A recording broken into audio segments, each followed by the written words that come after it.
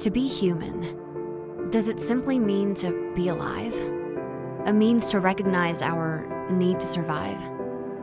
We often ask ourselves, what does it all mean? And where do we go next?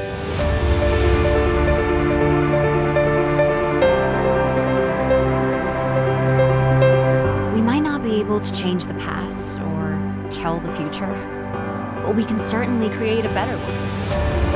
Because today we cross those digital divides and ride that wave to the other side. We are the pioneers turning the gears for the next 100 years. This is the future that we create.